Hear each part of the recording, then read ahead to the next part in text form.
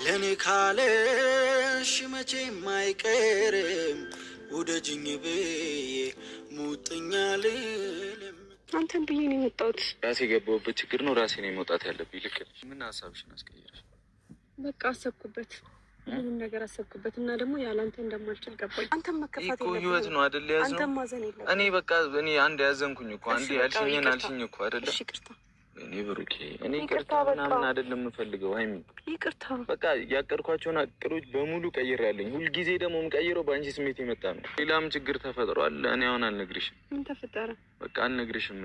ምን ተፈጠረ? ንገረኝ። አልነግርሽም። አሁን ከጎኔ ሁኛ አይደለም እኮ እዚህ መምጣትሽ ምንም አሁን ቫልዩ የለውም። በቃ ናፍቀኸኛል፣ የምር ናፍቀኸኛል እኮ አውቃለሁ። እኔም እኮ ናፍቀሽኛል። ሳትናፍቂኝ ቀርቷል እኮ። እሺ አትናደድብኝ። በክፉ ጊዜ እንዴ አጠገቤ ካልሆንሽ እኔ ስደሰት እኔ ሲደላኝ ብቻ ነው እንዴ ከኔ ጎን የምትሆኝ? እሺ አትሂድ፣ አትሸሸኝ። በእግዚአብሔር በእናትሽ እረፍሽ። በማርያም በቃ ብቻ የለውም እንዴ ለትንሽ ጊዜ አይ ለሰለህ በምን ቋንቋ በምን ዘዴ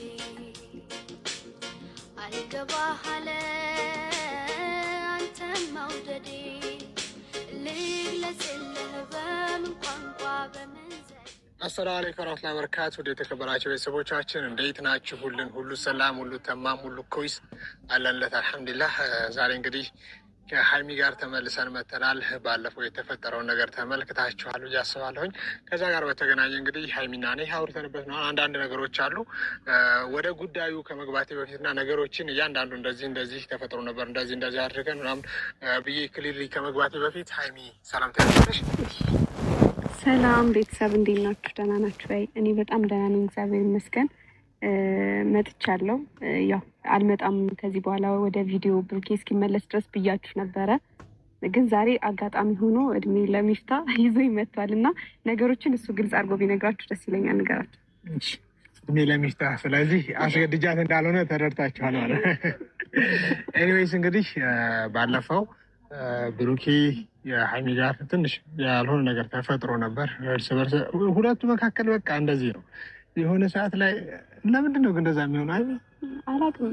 እንደ ህፃን ልጅ እንደዚህ ያደርገናል አንዳንዴ። አለመግባባት ይፈጠራል። እንደዛ አይነት ነገሮችን ግን በተሻለ መጠን እየቀረፋችሁ ብትሄዱ ደስ ይለኛል። ኤኒዌይስ እንግዲህ ብሩኬም ትንሽ ከወፈሩ ሰው አይፈሩ ሆኖብናል እና በቃ ምንም ቢፈጠር ምናምን ብሎ ትቶን ወደ ቡታጅራ ቀድሞ መጥቶ ነበር። ከዛም እንግዲህ ሀይሚ ጋር እኔ አውርተን ነበር። ሀይሚ በዓልን እዛው አዲስ አበባ ማሳለፍ ነው የምፈልገው፣ ምንም ቢሆን ወደ ቡታጅራ አልሄድም። ቡታጅራ ከሄድን የተለያዩ ነገሮች ሊፈጠሩ ይችላሉ። ከዚህ በፊትም ቡታጅራ እንደዚህ መተን ነው ረብሻ የተነሳው ብላኝ ነበር።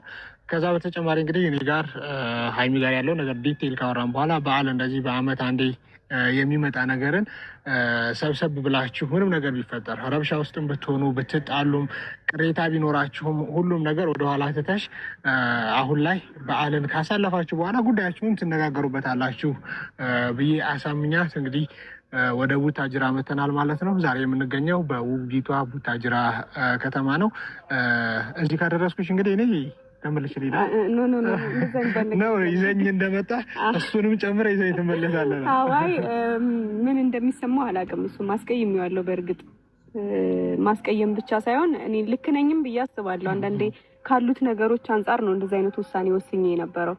ግን ደግሞ ያው አንተም ስትነግረኝ እንዳልከው በዓልን ቤተሰብ ጋር ማሳለፍ አለብኝ፣ እኔም እሱም እንደዛው ደስተኛ ሆነን ማሳለፍ አለብና ካሉት ከተፈጠሩት ነገሮች ባለፈ በዓልን ማሳለፍ አለብንና ምን እንደሚለኝ አላውቅም። ስለዚህ እሱን እስካገኘው ምን መሄድ የለም። ሲጀመር በዓልንም ቢሆን እዚህ አብረን እኛ ጋር እንዴት መሰለሽ አሁን ብሩኬን እኔም ደውዬለት ነበር ቡታጅራ ከመጣን በኋላ ቻሊ ቡታጅራ መጥቻለሁ ነው ያልኩት።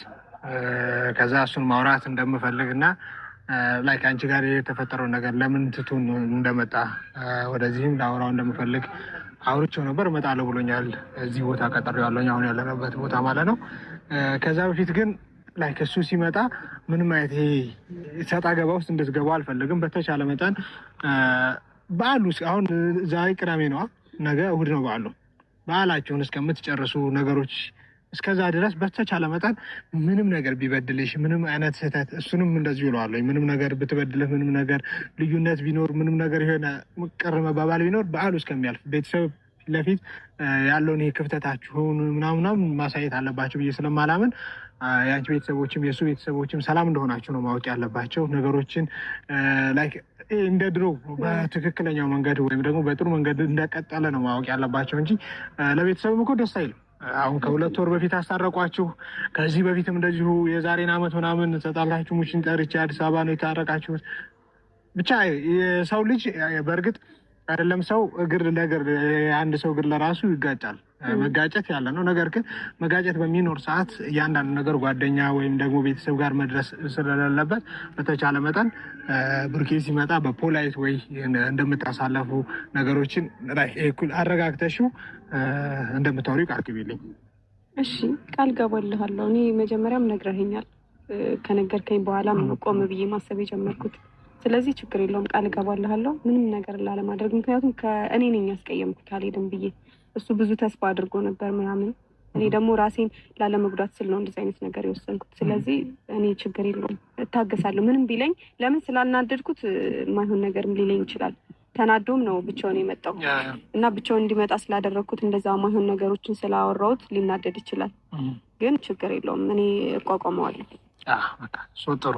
አሁን ሀይሚ ሰምታችኋል። በቤተሰቦቻችን ፊት ምንም ነገር ቢፈጠር በዓሉ እስከሚያልቅ ከዛ በኋላ ወደ ቤታችሁ ትሄዳላችሁ። እዛው ቤታችሁ እዛው አዲስ አበባ እንደፈለጋችሁ ትፋጫላችሁ። እሺ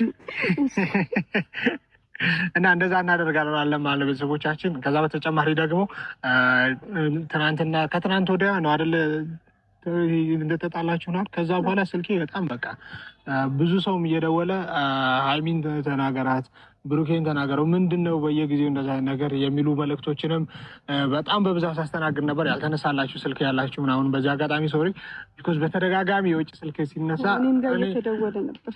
ኦኬ ነገሮችን ለማስተካከል እየሞከርኩ ስለነበረ ለእያንዳንዱ ሰው ደግሞ እንደዚህ ነው እያልኩኝ ዲቴይል ማስረዳት ስለሌለብኝ፣ ምክንያቱም እንጃ ለአንድ ሰው ካስረዳሽ ይሁን እንደዚህ በተደጋጋሚ 100፣ 200፣ 300 ሰው የሚደውል ከሆነ ግን ብቻ ይደክማል።